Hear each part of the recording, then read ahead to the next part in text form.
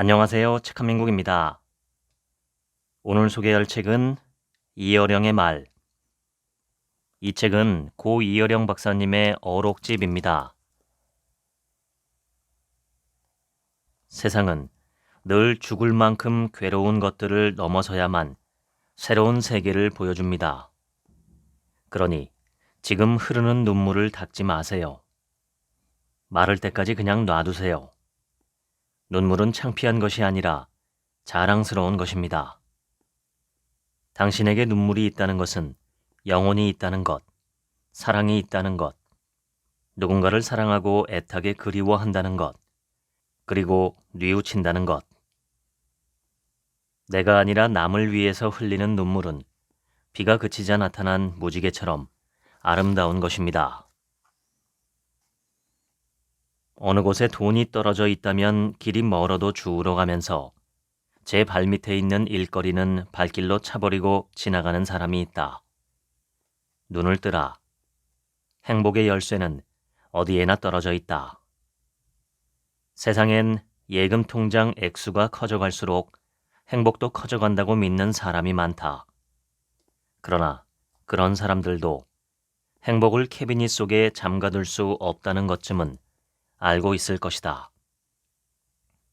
행복이란 말은 모험의 뜻을 상실했고, 동경의 뜻을 상실했고, 영혼의 뜻을 상실했다.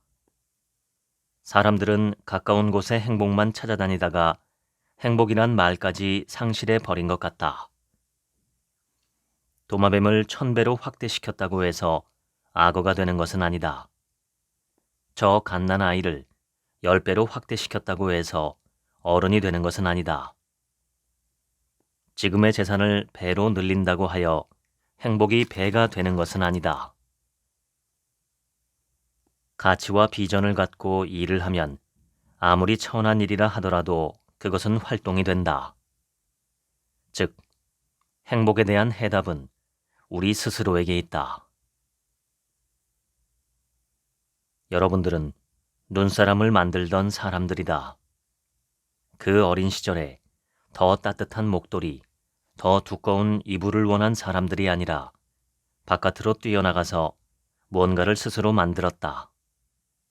그게 그냥 짐승이 아니고 사람이었다. 이름만 그런 게 아니라 정말로 눈으로 만든 사람이었다. 그리고 눈사람이 녹을까봐, 봄이 올까봐 두려워서 오히려 나의 눈사람을 위해서 기도했다. 세상에서 가장 길고 추운 겨울을 주옵소서. 이게 사랑이고 내가 만든 창조물에 대한 나의 꿈이고 그게 나의 삶이다. 이런 사람은 하루를 살아도 행복하다. 현대인에게 있어 행복은 잃어버린 숙제장이다. 누구나 이제는 행복이란 문제에 대해서 깊이 생각하기를 주저한다. 그것은 하나의 장식 문자가 되어버렸다. 사랑은 관찰이 아니다. 잠수다. 강물을 사랑하는 사람은 아름답다고 말하지 않고 그냥 뛰어든다. 정의로운 것은 누구나 할 수 있습니다. 미국에서 남북전쟁을 치를 때 남쪽의 정의와 북쪽의 정의가 달랐어요. 모두들 자기가 정의롭다고 생각해요. 정의로움은 입장에 따라 다릅니다. 그런데 사랑에는 입장이라는 게 없습니다. 남쪽의 사랑과 북쪽의 사랑이 따로 없어요. 그렇기 때문에 정의를 이야기하지 않고 자꾸 사랑을 이야기하는 것입니다. 사랑이라는 말의 원래 뜻은 생각이었다고 합니다. 누군가를 사랑한다는 것은 그 사람을 오래오래 생각한다는 것. 그래서 옛날 사람들은 생각한다는 것을 곧 사랑한다고 했던 겁니다. 민주주의가 반드시 이상적으로 완벽한 정치 체제는 아니다. 그러나 인간이 만든 제도 가운데 그보다 나은 제도가 없기 때문에 우리는 그것을 신봉하는 것이다 라는 말처럼 사랑이 과연 죽음을 뛰어넘는 영원인지 타인의 벽을 뛰어넘는 사다리인지 확실치 않지만 그런 힘을 가진 것으로 인간이 발견한 행위 가운데 사랑 이상의 것이 없기 때문에 우리는 그것을 신봉할 수밖에 없는 것이다. 종이를 찢어보세요. 결을 따르지 않으면 마음대로 찢기지 않습니다. 옥을 갈 때에도 결을 거스르면 다른 돌과 다름없이 빛이 나지 않습니다. 그래서 이치를 밝히고 순리를 따르고 사리를 따지고 분별하는 말에는 모두 리자가 붙어 있지요. 생각하고 행동할 때마다 결부터 찾아가세요. 꿈결을 따라 마음의 결, 삶의 결을 따라가면 땅이 보이고 하늘이 보이고 세상이 한결 아름다워질 것입니다. 인생의 결을 찾아가면 인생이 쉬워지지만 결을 거슬러 올라가면 영리, 즉 파국이 온다. 돌의 결을 거슬러 갈면 돌이 깨져버리는 것처럼 물결을 거스르고 인간의 마음결을 거스르면 파국을 맞이하게 된다. 이 시대의 아픔을 보면서도 슬퍼하지 않고 아파하지 않는 저 많은 사람들 틈에서 당신마저 코를 골며 깊이 잠들어 있어서는 안 된다. 당신은 깨어 있어야 한다. 모든 사람이 나는 그들을 모른다고 부정할 때, 높은 베개를 베고 코를 골고 있을 때, 당신만은 눈을 뜨고 깨어 있어야 한다. 아파해야 한다. 모든 사람이 떠나가고 있을 때 혼자 앉아 있다는 것은 외로움 중에서도 가장 큰 외로움이다. 만인이 떠날 때 혼자 있고 만인이 있을 때 혼자 떠나는 그 외로움을 이겨내는 자만이 실로 용기 있는 자다. 가난하다고 해서 비천한 것은 아니다. 가난을 의식할 때 그는 비천해진다. 부자라 해서 비천하지 않은 것은 아니다. 자기의 부를 의식할 때 비천해진다. 늙어갈수록 감수성이 무디어진다. 감수성은 젊음만이 지닐 수 있는 월계관이다. 그래서 감수성에는 미숙한 떫은 맛이 있다. 남을 비방한다는 것은 그가 자기보다 우월하다는 것을 고백하는 일과 다름없다. 왜냐하면 인간들은 거지를 동정하지 비방하지는 않는다. 생의 추위를 느껴보지 못한 사람은 사랑이 무엇인지 모르는 사람이다. 이 세상에서 가장 불행한 사람은 평생 동안 한 번도 알아본 적이 없는 사람일 것이다. 무엇인가 마음에 걸리는 일이 있을 때 우리는 흔히 셈치고라는 말을 잘 쓴다. 도둑 맞은 셈치고, 술 마신 셈치고, 객 적은 돈을 쓰는 경우가 있다. 깨름칙한 일이 있어도 그보다 더 큰 손해를 보거나 화를 입은 셈치고 마음을 달래기도 한다.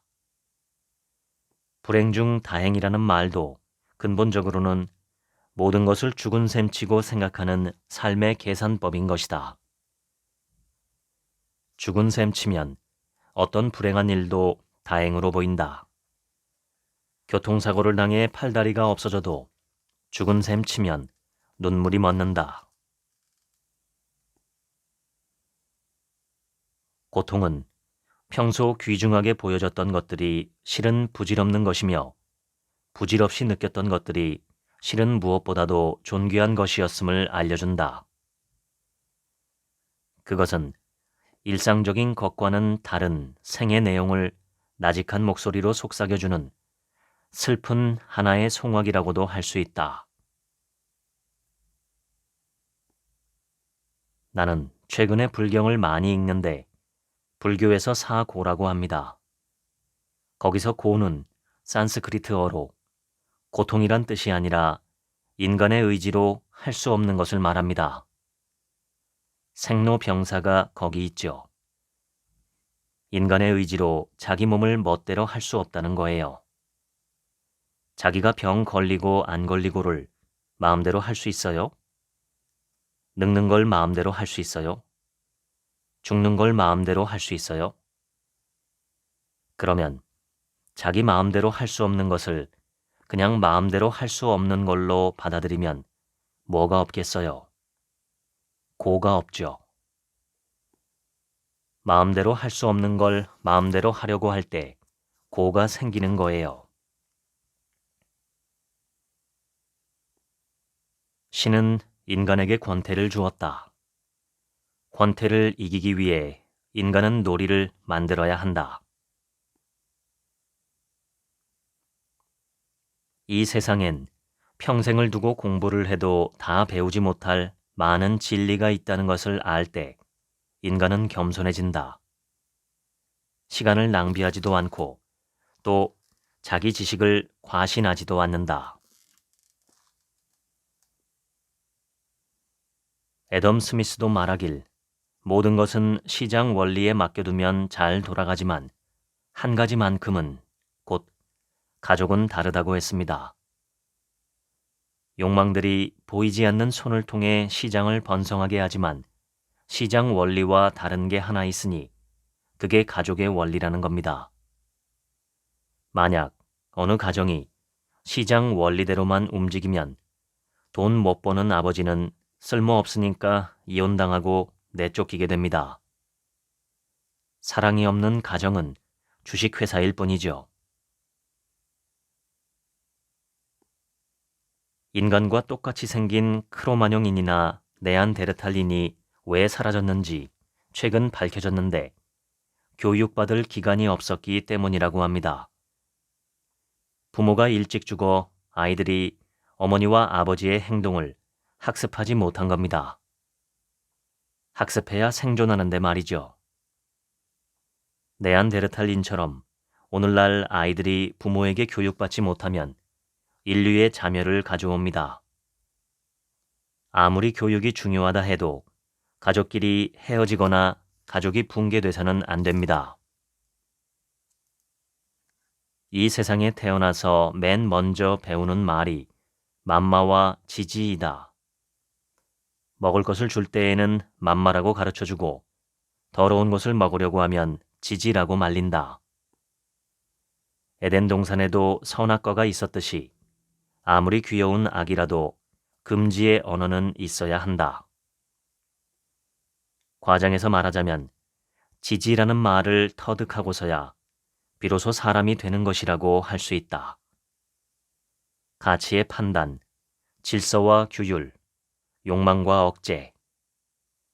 이러한 사회적 개념의 씨앗이 모두 이 지지라는 두 음절 속에 들어있기 때문이다. 진흙에 빠진 사람을 건져내려면 우선 자기 몸에 진 것이 묻을 것을 각오하지 않으면 안 된다.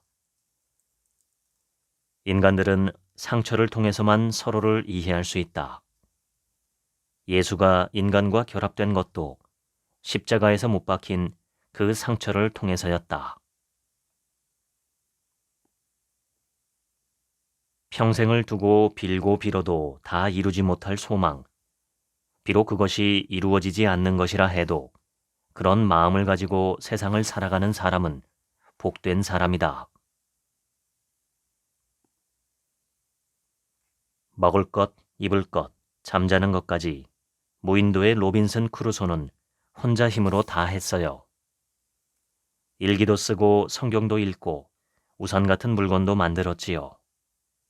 하지만 함께 울어주고 함께 손뼉칠 사람은 없었지요. 사람 없는 섬이었으니까.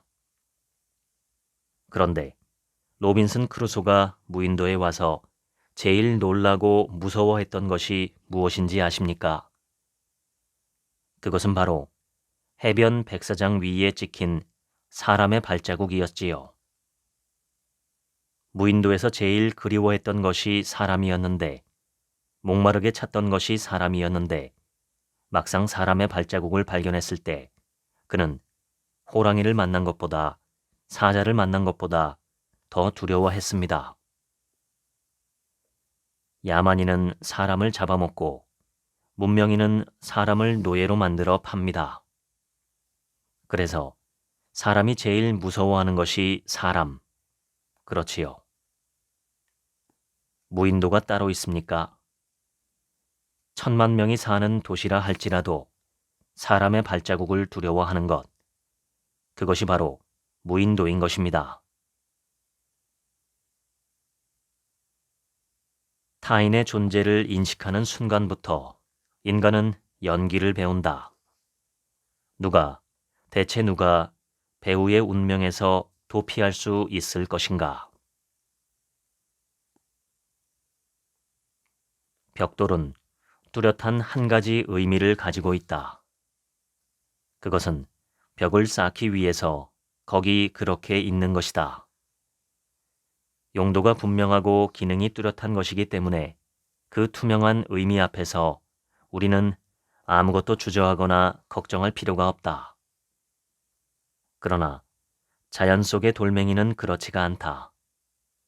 우리는 돌멩이를 들어서 못을 박는 망치로 사용할 수도 있고 혹은 다윗처럼 적을 쓰러뜨리는 무기로 사용할 수도 있다. 돌멩이를 주워 화단에 올려놓을 수도 있고 김장독을 눌러놓을 수도 있을 것이다. 인간은 결코 하나의 의미와 목적으로 설명될 수 있는 도구가 아니다. 스스로 욕망을 갖고 끝없이 그 용도를 변경하고 어떤 의미를 향해서 끝없이 움직이고 있는 돌멩이다. 헤세의 말투를 빌려 이야기하자면 아무리 보잘것없는 돌멩이라 할지라도 그것은 위대한 것이다. 왜냐하면 이 세상엔 그와 똑같이 생긴 돌이란 하나도 존재하지 않기 때문이다. 만약에 그 돌이 이 지상에서 사라진다면 어느 것으로도 그 자리를 메울 수는 없다. 이 천지에 하나밖에 없는 것이므로 그렇게 돌 하나하나는 완성되어 있는 것이다. 따라서 그 존재의 의미도 남이 모방할 수 없는 독창성으로 충만해 있다. 짐승 가운데 사람의 눈을 가장 많이 닮은 것이 사자라고 한다. 초식동물들은 자기 발밑에 풀만 보고 다닌다. 그러나 초원의 사자들은 항상 먼 지평을 둘러보면서 살아간다. 같은 맹수라도 호랑이는 밀림에서 살고 있기 때문에 그 눈은 먼 데를 바라볼 수가 없다. 그 점이 호랑이와 사자의 다른 점이다. 백수의 왕이 되지 못한 호랑이의 약점이다. 사자의 눈은 무엇인가를 내다보고 있는 듯한 통찰력과 사물을 조망하고 있는 사색의 깊이를 지니고 있다. 두 발로 걸어다니는 인간만이 지닌 그 시선 같은 것 말이다.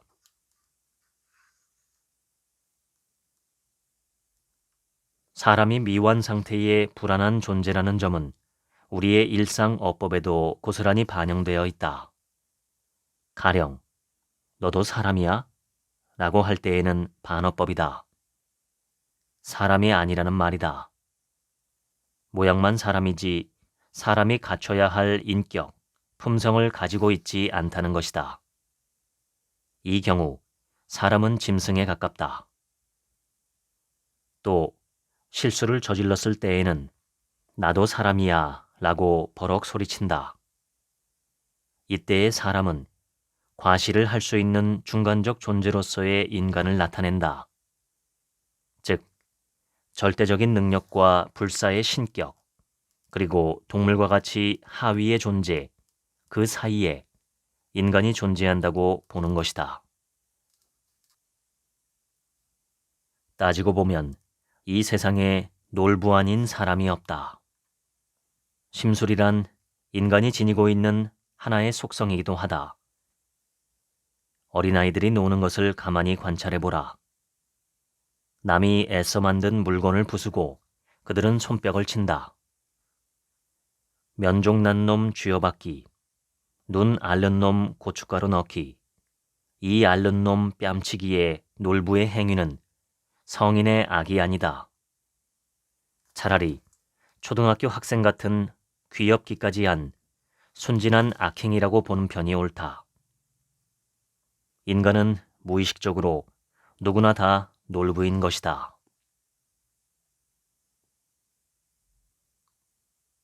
사람은 태어나면서 사람인 것이 아니라 끝없이 사람이 되어가는 존재다.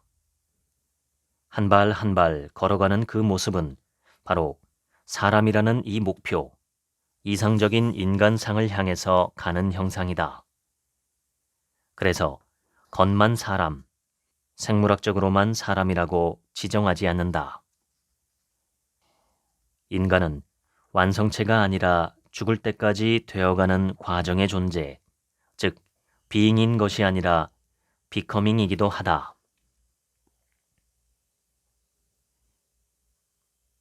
거리에 나가서 행동하는 것만이 행동이라고 생각하지 마십시오. 생각하는 힘, 지성의 힘이 얼마나 큽니까? 우리가 짐승과 다른 점이 무엇입니까?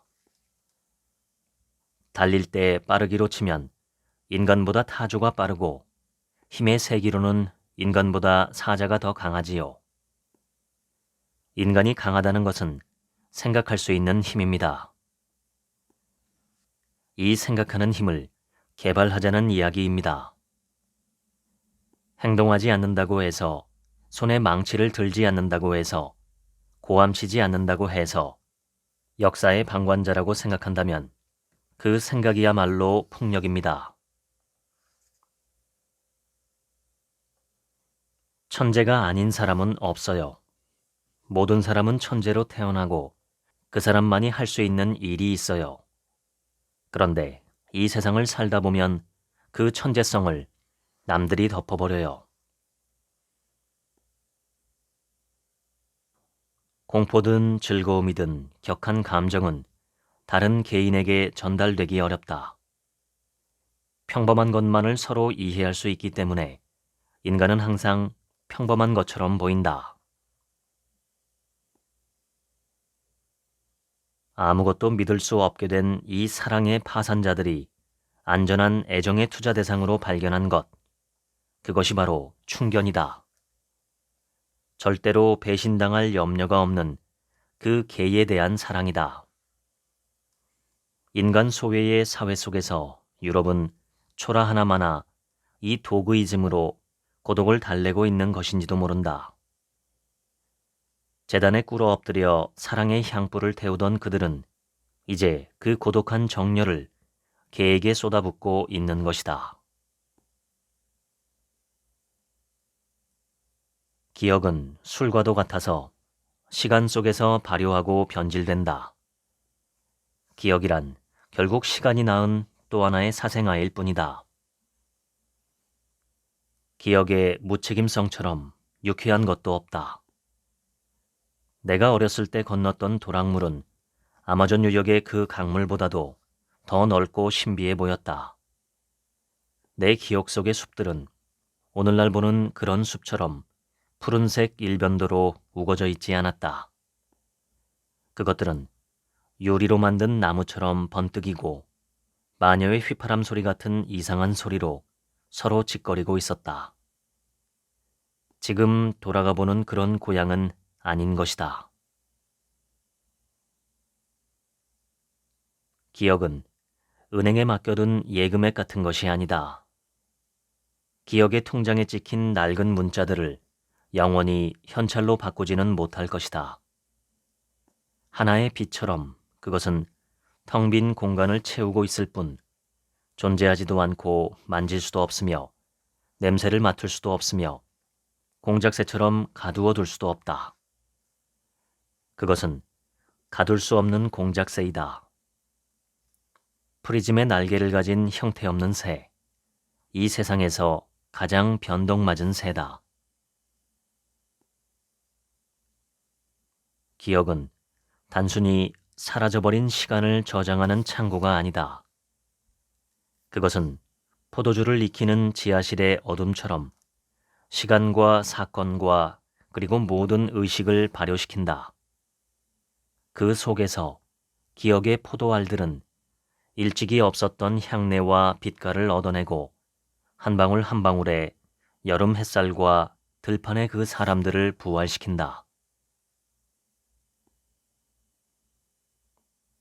곰하고 호랑이가 쓰디쓴 쑥과 매운 마늘을 먹고 100일을 지내면 인간이 될 수 있다고 해서 캄캄한 굴에서 견디는데 호랑이는 성미가 급해서 참지 못하고 도망가 버렸고 둔한 듯한 곰은 100일을 견뎌 사람이 되었지요.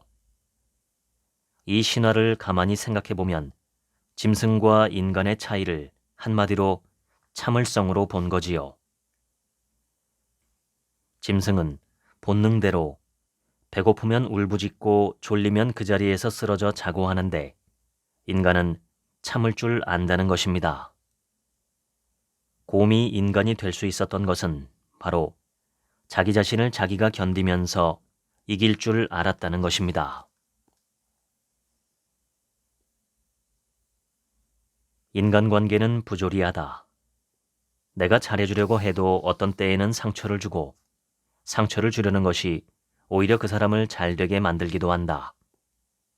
그래서 인간관계는 깜깜한 밤중에 날아오는 돌처럼 도무지 알 수가 없는 것이다. 사람의 뒷모습을 보면 언제나 슬픈 생각이 든다. 축 늘어진 어깨, 이지러진 뒤통수와 주름진 목덜미, 어딘지 비극적으로만 보인다. 그러나 사람을 정면에서 쳐다보면 언제나 증오와 불안이 앞선다. 많은 비밀을 간직한 듯한 입술, 배신의 칼날을 품은 눈동자, 그리고 불완전한 나선형의 귀.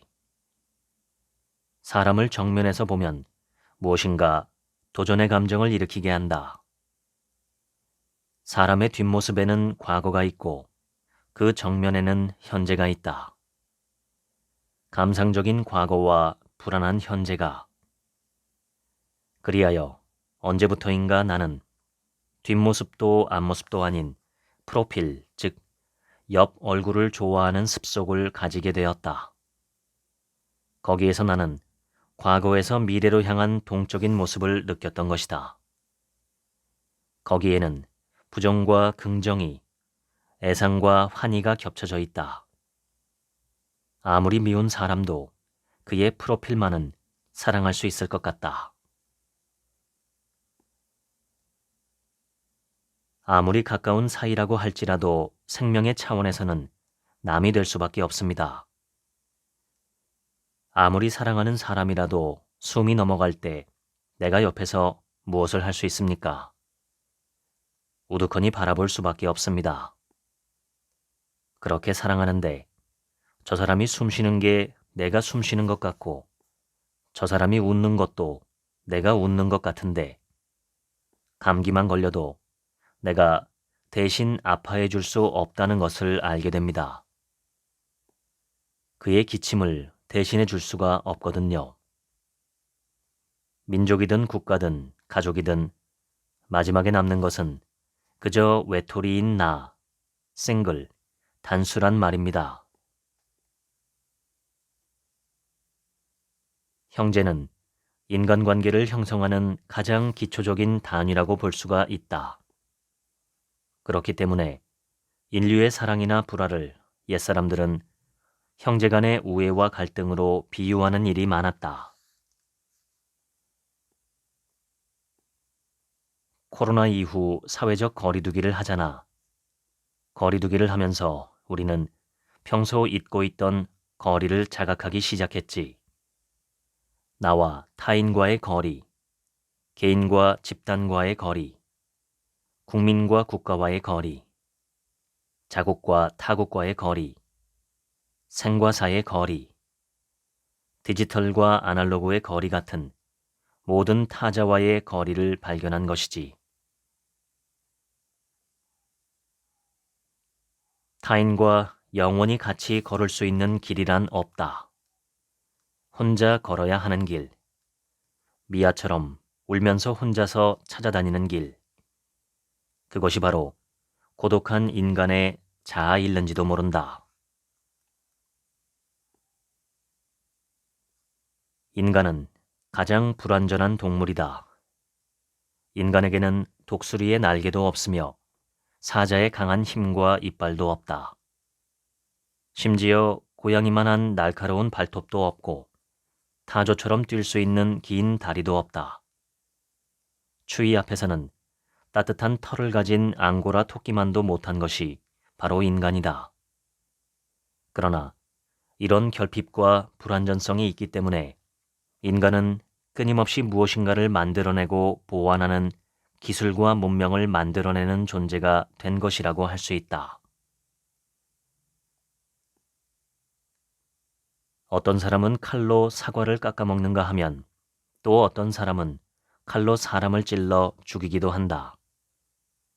인간의 마음이나 그 사용 방법에 의해서 도구의 마지막 의미가 결정된다. 활과 하프는 같은 뿌리에서 생겨났지만 하나는 사륙의 피를 흐르게 하고 또 하나는 생명의 아름다운 선율을 흐르게 한다. 바위는 가위를 이기고 가위는 보를 이기고 보는 다시 바위를 이긴다. 금, 은, 동메달과 같은 수직적 계층적 구조와는 다른 원형의 순환 구조를 이룬다. 절대 승자도 패자도 없다. 삼자 견제의 역학관계에서는 절대적인 강자는 존재하지 않는다. 모델, 샘플 등의 본보기들은 일종의 정보이다. 정보 가운데 가장 중요한 것은 할 수 있다는 것을 보여주는 것이다. 우리가 자전거를 탈 때 계속 넘어져도 끝까지 연습해서 성공을 하는 것은 자기 눈앞에 자전거를 타고 다니는 사람들이 있기 때문이다. 우리가 공업화에 자신감을 가졌던 것은 비록 거친 방법이기는 했으나 성공을 한 몇 개의 선례를 남겼기 때문이고 그런 선례를 만들어낸 개척자들이 이 땅에 있었기 때문이다.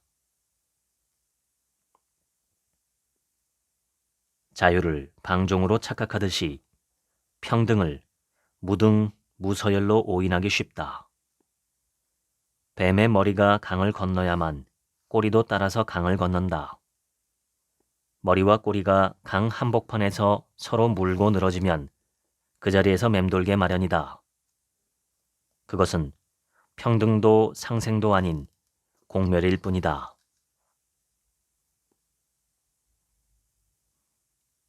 이라크 북쪽 샤니다르 동굴에서 수만 년 전에 살았던 네안데르탈린의 무덤이 발굴되었습니다. 그 옛날 원숭이와 다름없었던 그들이 죽은 자를 위해 무덤을 썼던 것이지요.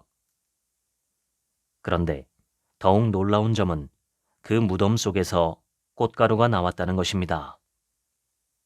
그것도 그 근처에서는 피지 않는 꽃, 아주 먼 곳에 가야만 딸 수 있는 그런 꽃이라 했습니다. 대체 어느 짐승이, 어느 원숭이가 죽은 자의 무덤을 만들고 그 위에 아름다운 꽃을 뿌릴 줄 알았겠습니까?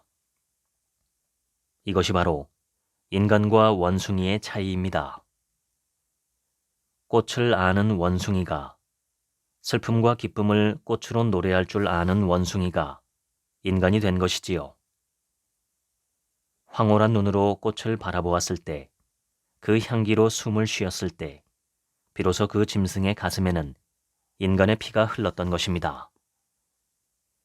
꽃의 아름다움이 발톱이나 이빨보다 더 강한 힘을 주었습니다. 서양인들은 개에게 옷을 입히듯이 이민족에게 자기 문화를 강요하는 것이 문명화라고 생각했다. 자기네들의 종교를 믿으며 자기네들과 같은 방식으로 생각하는 것이 개화요, 현대화라고 생각했다. 인디언에게 예수를 믿게 하는 것이 그들의 애호였던 것이다. 디지털은 손가락을 의미하는 라틴어 디지투스에서 유래한 것이다.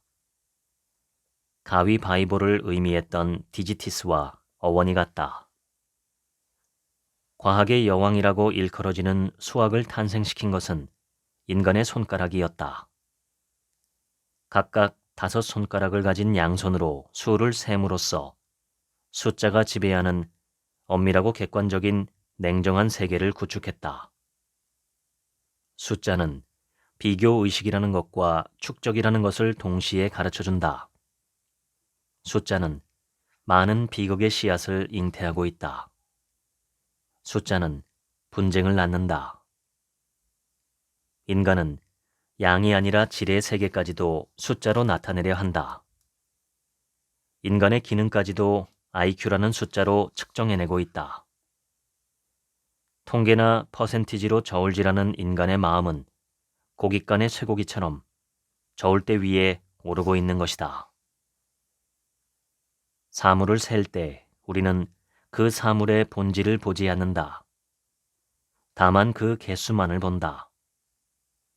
여기 10사람이 있다고 할 때 거기에는 개성의 얼굴이란 존재하지 않는 것이다.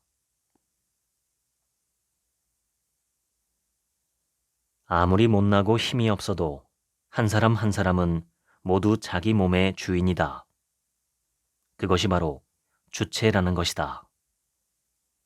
아무리 가난하고 초라한 집이라고 해도 그 중심에는 누구도 그 자리를 침범할 수 없는 그 집 주인이 있다. 그것이 바로 호주이다. 마찬가지로 작은 나라라 할지라도 남이 이래라 저래라 할 수 없는 그 나라의 운명을 결정하는 주대라는 것이 있다. 그것이 주권이다. 주인, 주체, 주대, 주권과 같이 주자가 붙은 말들은 개인이나 가정이나 국가나 그 중심에서 타오르고 있는 소중한 불심지인 것이다.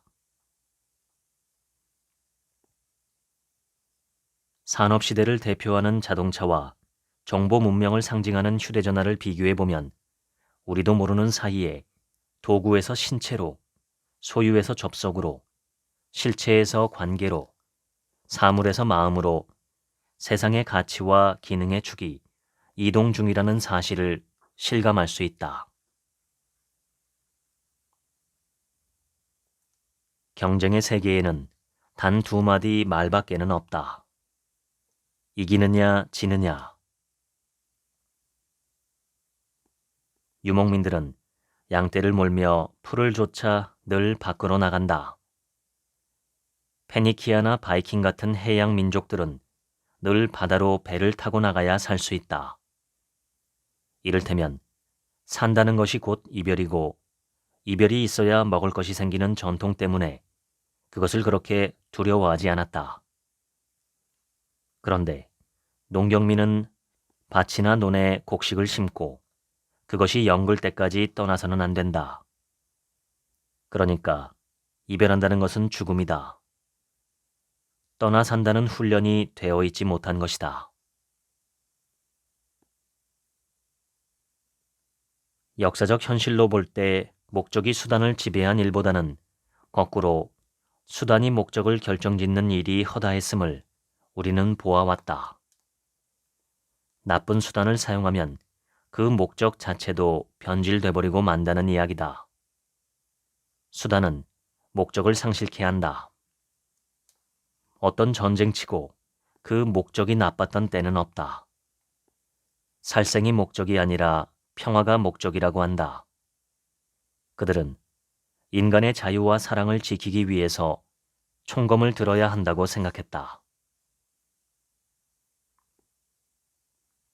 인간이 만든 여러 가지 제도 중에 민주주의를 신봉하는 이유는 그것이 비록 결함이 많고 비능률적이며 또 완전하지는 않을지라도 자기 모순을 발견하고 끝없이 고쳐갈 수 있는 선택의 자유가 있기 때문입니다. 정보화 시대의 민주주의란 단 한 가지로 요약될 수 있다. 온 국민이 다 같이 정보를 공유하고 사는 것. 그것이 바로 민주주의다. 군주제로부터 시작해서 나치, 공산주의 등 망해버린 나라의 공통적인 특징은 국민의 눈을 멀게 한 데 있다. 개방의 시대는 시장의 개방만을 의미하는 것은 아니다. 개방은 개안으로 모든 사람이 눈을 뜨고 밝은 세상을 보는 데 있다. 세상에 손처럼 묘한 건 없다.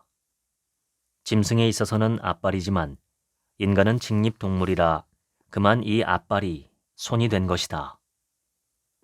한가로운 이 앞발을 그냥 놀려둘 수 없다는 점에서 인간들은 그것을 가지고 별 장난을 다 치기 시작한 것이다. 그리하여 인간의 문화가 생겨나게 된 것이다.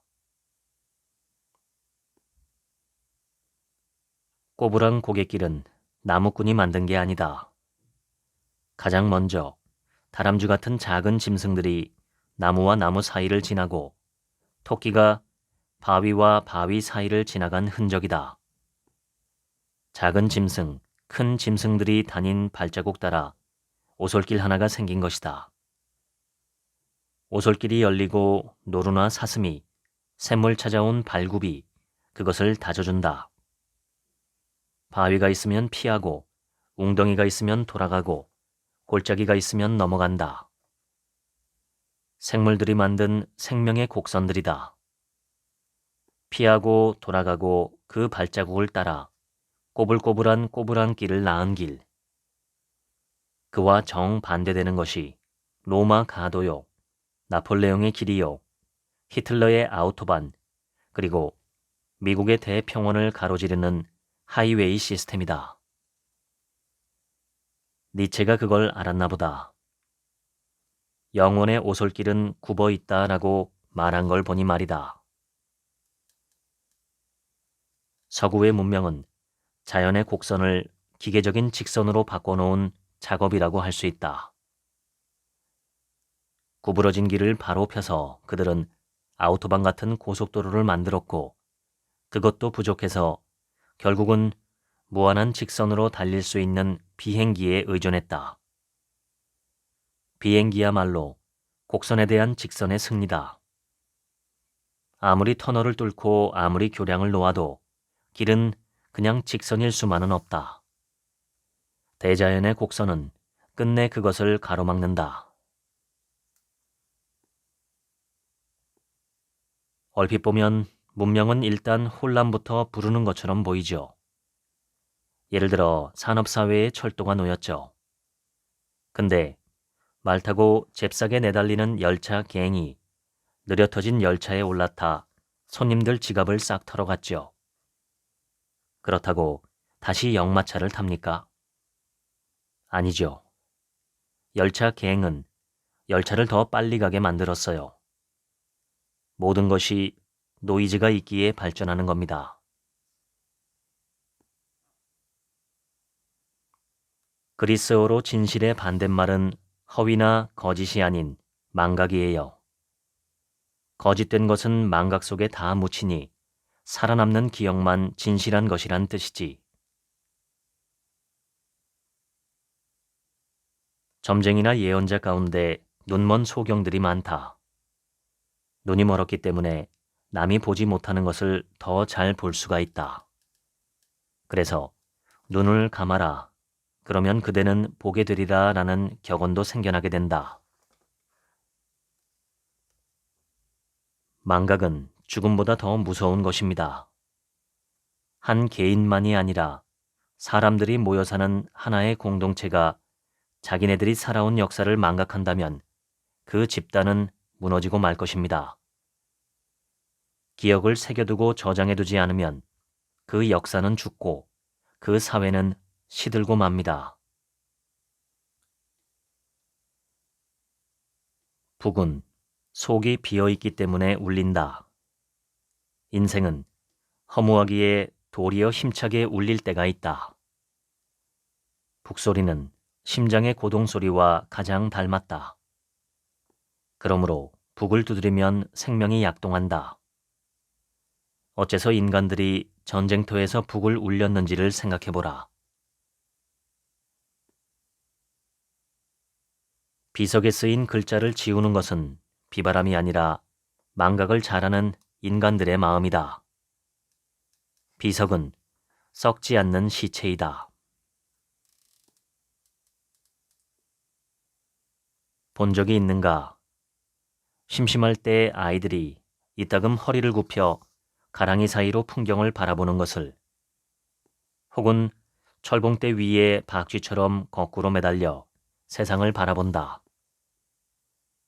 누구나 어렸을 때 그런 장난을 해본 경험이 있을 것이다. 가랑이 사이로 내다본 풍경은 거꾸로 매달려서 바라본 세상은 전혀 색다르게 느껴진다.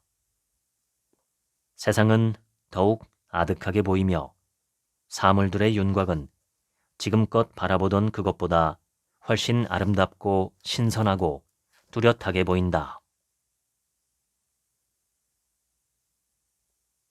건축에서 제일 중요한 것은 터다. 아무리 좋은 집을 지어봐야 터가 좋지 않으면 소용이 없다. 눈에 보이는 건축을 믿지 말고 그것이 어디에 서 있는지를 봐야 한다. 인간도 그렇다. 옷 입은 것이나 생김새가 중요한 게 아니라 나의 터, 내가 뿌리내린 기본 근간이 가장 중요한 것이다. 시인 랄프 에머슨은 잡초를 가치가 아직 발견되지 않은 식물들이라고 했어요. 그러니까 이 세상에 잡초란 존재하지 않아. 아직 발견되지 않은 버추, 즉 미덕이라는 겁니다. 뭔가 발견되지 않은 풀일 뿐이지 모든 만물은 제각기 생겨나서 언젠가는 인간에 의해 덕성이 밝혀지면 약초가 된다는 얘기지요. 약초는 신선들이 사는 깊은 산속에 있는 것이 아니다. 일상의 잡스러운 길가 잡초 우거진 곳에 있다. 요즘 항암제로 주목받고 있다는 개똥쑥처럼 우리가 밟고 다니는 냇가나 길가의 허접스러운 풀숲에 있다는 거다. 길 위에서는 머무를 수가 없다. 길은 누구도 자기 것으로 소유하지 못한다. 길은 따로 있는 것이 아니다. 사람들이 다니기를 원하면 거기 길이 생긴다. 산골짜기로 가는 길이 있는가 하면 대해로 혹은 사막으로 뻗어간 길이 있다. 아주 인적이 끊어져 버리고 만 길도 있다. 유적의 길, 폐허의 길, 그리하여 무너진 길에는 슬픈 물이 흐르기도 한다. 하늘 아래 새로운 것은 없다지만 새로운 길은 얼마든지 있다. 나는 언제나 타자로부터 그리고 역사로부터 자유로워지기 위해서 글을 쓴다. 마지막에는 내 몸뚱이로부터 자유로워지기 위해서 글을 쓴다. 이것이 내가 글을 쓰는 유일한 이유일지도 모른다. 10만리의 길보다 인삼밭에서 인삼을 재배하는 쪽이 훨씬 편할지 모릅니다. 해녀들의 물숨처럼 죽음을 걸고 고생하는 것보다 전복 양식장을 개발하는 쪽이 쉽겠지요. 하지만 나는 물숨 끝에 내쉬는 해녀들의 숨빗소리, 혼자 헤매다가 신봤다라고 외치는 10만리의 소리와 같은 글을 포기할 수 없지요.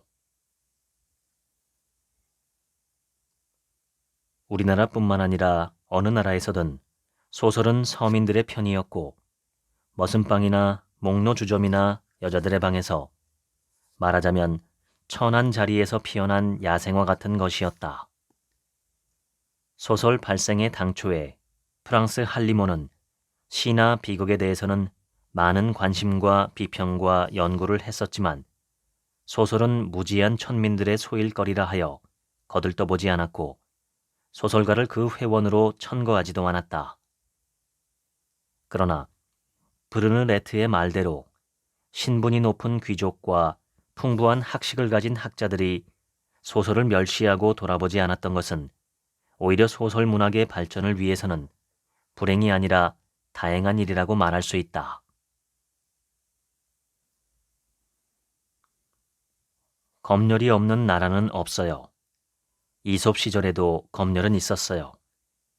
문학은 지금껏 그런 사회적, 도덕적 억압의 조건 속에서 성장해온 겁니다. 언제 문학이 100% 자유를 누린 적이 있었던가? 검열이 없으면 멋있겠을 텐데, 이것만 아니면 기가 막힌 작품이 나올 텐데 하는 것은 말이 안 돼요. 문학이란 원래 검열에 잘릴 만한 그런 거칠고 현실적인 말보다 더 본질적으로 무시무시한 언어를 써야 하는 거거든. 역사와 사회라는 유동적인 세계를 온전히 파괴하고 재창조할 수 있을 만한. 흔히 문학이라고 하면 의미의 예술이라고 생각하기 쉽지만 사실은 그렇지 않습니다. 수천 수백 년 동안 문학은 의미와 투쟁해온 것이라고 해야 할 것입니다. 작가들은 끝없이 의미를 탐구하고 있으면서도 한편으로는 의미의 울타리 밖으로 탈주하려는 모순 속에서 싸워왔던 것입니다. 예술가, 문학가는 해답을 주는 사람이 아닙니다. 질문을 주고 있는 것을 표현할 뿐입니다. 아파하거나 슬퍼하는 것밖에 못해요. 슬픔이 뭔지, 아프다는 게 뭔지 의사나 심리학자는 알아도 우리는 모릅니다. 우리는 그저 생생하게 보여줍니다. 아름다운 말, 영원한 말, 가슴을 치는 말들은 한 사람의 말이 아니라 수천, 수십만, 수백만의 사람들의 허파를 통해서 나오는 음성이고 그 머리를 통해서 나오는 진리의 언어들이다. 우리는 일생을 살면서 아주 가까운 사람이 죽거나 아주 슬픈 영화를 보거나 정말 좋은 문학 작품을 볼 때 가슴이 찡해오는 얼마 안 되는 시간을 경험합니다. 저는 이것을 얼음이 쪼개진 틈으로 비유합니다. 강물이 꽝꽝 얼어붙었는데 거기에 금이 가서 만들어진 틈. 살다 보면 그런 틈에 빠집니다. 그게 생명이에요. 탈출. 인간은 탈출하게끔 운명 지어졌다. 신이 내쫓지 않아도 인간은 자진해서 에덴 동산에서 탈출했을 것이다. 우리나라 말에는 모순 개념이나 반대 운동을 하나로 묶어놓은 것들이 많다. 왔다 갔다라는 말, 오락가락이라는 말, 보일락 말락이라는 말, 하는 둥 마는 둥, 먹는 둥 마는 둥, 심지어는 시원섭섭이란 말까지 있다. 서양의 논리는 아리스토텔레스 때부터 흑이면 흑, 백이면 백이어야 한다는 배중률에 의존해 있다. 인생을 한쪽으로 바라본다. 그래서 드나드는 문을 놓고도 나가는 것이냐 들어오는 것이냐의 한 개념만을 택하려 든다. 그러나 이 세상은 그렇게 한쪽으로만 되어 있는 것이 아니다. 빼다지란 말에서 보듯 우리의 슬기는 인생을 오는 것도 아니요 가는 것도 아닌 오락가락하는 양면성으로 바라본 데 있는지도 모른다. 가방과 보자기의 차이는 단일성과 다이성이라는 기능면에서도 드러난다. 가방에 걸리는 동사는 넣다 정도이지만 보자기는 싸다, 쓰다, 두르다, 덮다, 씌우다, 가리다 등 헤아릴 수 없이 많다. 도둑이 쓰고 들어와서 싸가지고 가는 것이 보자기다.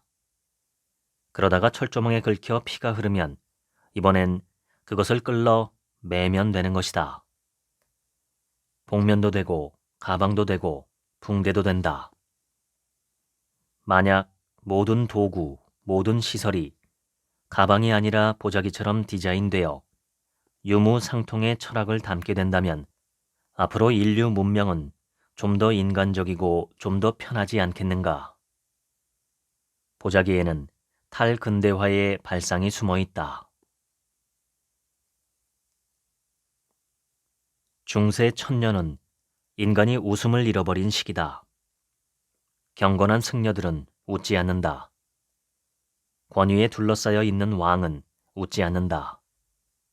하인 앞에 군림하는 귀족들은 웃지 않는다. 어두운 방 안에서 고정관념을 지키고 앉아있는 편협한 학자들은 웃지 않는다. 초상집의 사람들은 웃지 않는다. 그러면 대체 누가 웃는가? 호탕한 저 웃음은 얼굴이 붉은 서민들의 것이며 부끄럼 없이 육체를 드러내고 있는 야인들의 것이며 생의 호흡을 가슴으로 들이마시는 자, 욕망을 배로 충족시키는 튼튼한 위장을 가진 자들의 것이다.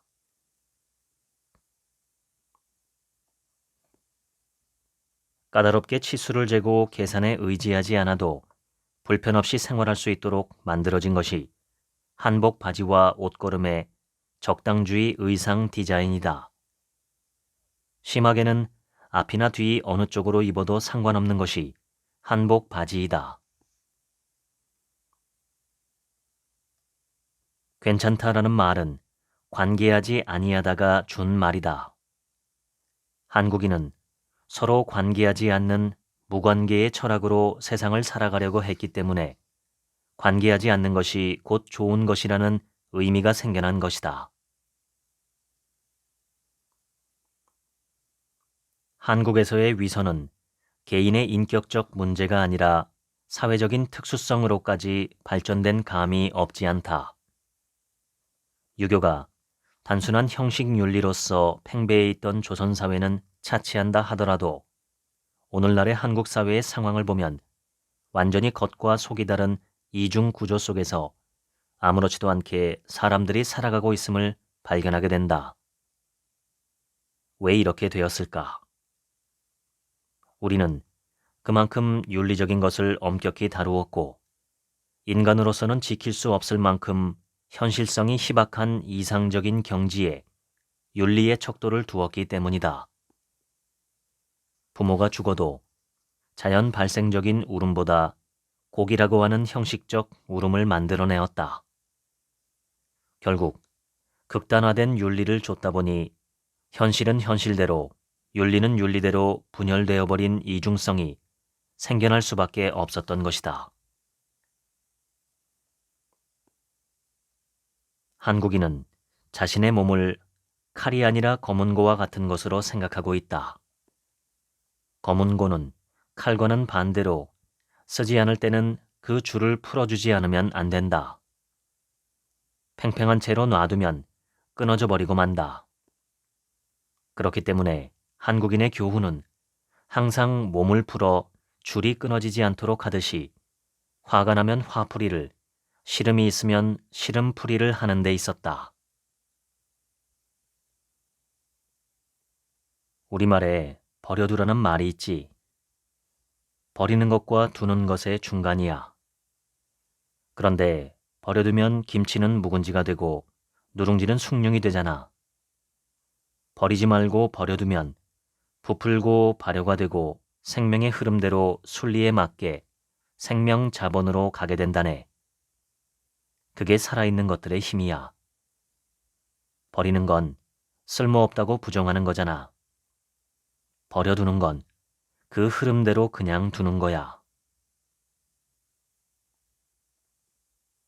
두서너개라는 말 속에는 숫자에서 자유로워지고 싶은 한국인의 마음이 숨어 있다.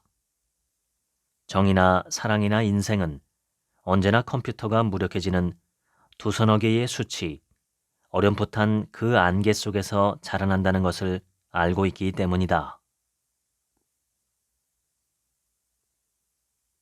한국인은 유난히 죽겠다는 말을 잘 쓴다고 비난하는 사람이 많다. 직장에서 돌아오자마자 첫 마디가 대개는 피곤해서 죽겠다이다. 좋아도 죽겠다고 하고 슬퍼도 죽겠다고 한다. 우스워 죽겠고 재미있어 죽겠다라고 말하는 것이 한국인이다. 심지어 죽는 것은 생물만이 아니다. 시계도 죽고 불도 죽고 맛도 죽는다. 우리가 죽는다는 말을 잘 쓰는 것은 그만큼 죽다란 말이 살다란 말과 잘 대응이 되는 것이기에 정지와 더 이상 계속될 수 없는 극치의 넓은 뜻으로 사용하고 있는 것이다. 고려 자기가 왜 아름다운가, 조선조 자기가 왜 아름다운가 하면 스테인리스처럼 번쩍거리지 않기 때문입니다. 빛이 안으로 안으로 배어서 그것을 보면 아늑하고 인간적인 안도감을 느끼게 되지요. 한국의 정겨운 사회에서는 좋은 것과 나쁜 것을 분명하게 따지지 않는 면이 많지요. 우리가 흔히 쓰는 말에 시원섭섭이라는 말이 있습니다. 이 말은 불어, 영어, 어떤 말로도 번역이 안 됩니다. 시원섭섭이란 정이 많은 민족에게서만 나올 수 있습니다. 싫은 것이 없어지면 시원하지요. 그런데도 그것이 답답하고 싫고 귀찮은 것이었다고 할지라도 오랜 시간이 지나다 보면 미운 정이 붙어서 없어지고 나면 섭섭하게 느껴집니다. 산길을 걸어가는데 갑자기 짐승이 숲에서 튀어나왔다. 또는 밤길을 걷다가 도둑의 습격을 받았다 했을 때 한국인이면 누구든지 사람 살려 하고 소리 지를 것입니다.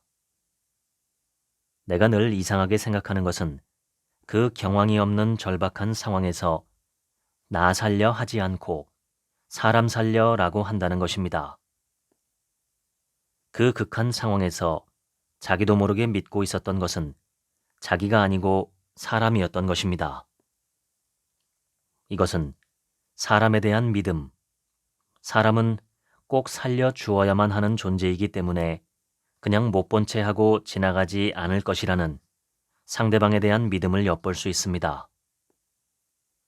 사람을 살려달라고 했을 때 그 사람이라는 말 속에는 이렇게 죽어서는 안 되는 것, 이 절박한 위험을 누군가가 도와주어야만 할 존재라는 인간에 대한 깊은 신뢰와 믿음이 들어있는 것입니다. 우리들이 위급한 경우를 당했을 때 사람이라는 소리를 크게 외쳤다는 것은 우리의 문화 속에 인간의 존엄성과 가치를 믿고 있는 정신이 스며 있고 배어 있다는 방증인 것입니다. 쓰레기통에 갈 것도 밥상에 오르게 되는 경우가 생긴다. 그것이 바로 시래기다. 시들어버린 무청이나 배춧잎 같은 쓰레기를 그냥 버리지 않고 말려두었다가 음식을 만들어 먹으면 별미가 난다. 비타민C도 많아 건강에도 한결 좋다고 한다.